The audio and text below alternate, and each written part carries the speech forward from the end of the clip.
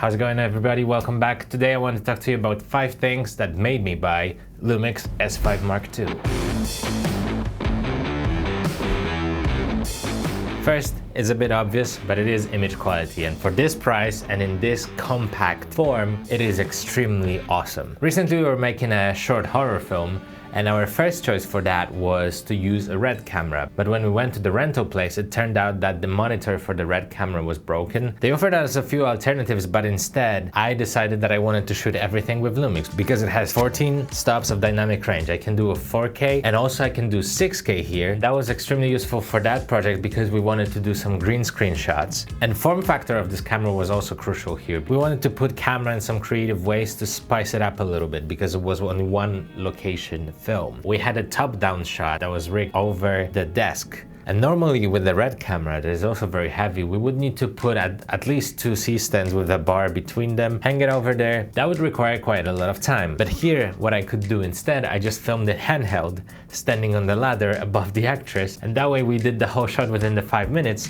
which was so much faster, time-saving, great for the whole production as well, and we could move on to the next shot. So image quality is beautiful, the colors are great, the resolution is perfect. If it's lit properly, then it looks gorgeous, like any other camera would.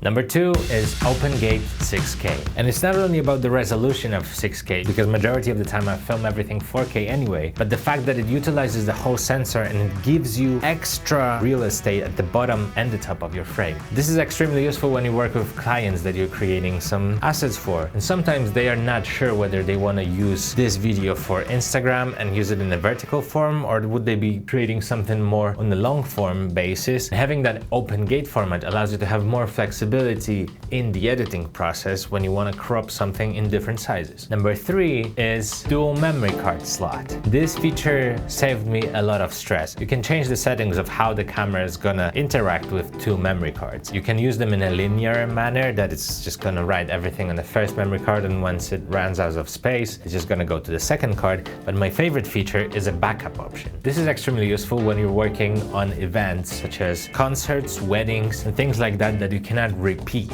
You can record 2 copies at the same time. In the case that one of the memory cards fails, you still have a second copy. Extremely useful, and it saves me headaches. Number 4 is dual ISO. One is at 800, the other one is at 4000, and that 4000, it gets a little noisy, but still it looks so much better than, for example, 3200 on this camera. So one of my shorts, Car Thief, that is available on my channel, I filmed fully on ISO 4000 because we didn't have any lights. Everything was crazy dark. Luckily, that boost allowed me to get somewhat decent image. Still a little noisy, but I don't think it necessarily takes away from the movie. Great low light performance is a big plus. And number 5, Goliath of them all, is image stabilization. Image stabilization on this camera is incredible. This is awesome because I love filming handheld. I hate gimbals because of the whole setup. You have to balance it out. It just kind of cuts you out from the creative process. I love filming handheld because of that quick, improvised mobility of that. So great image stabilization allows me for all this organic movement without making a viewer sick in any way. And with the recent update, they even added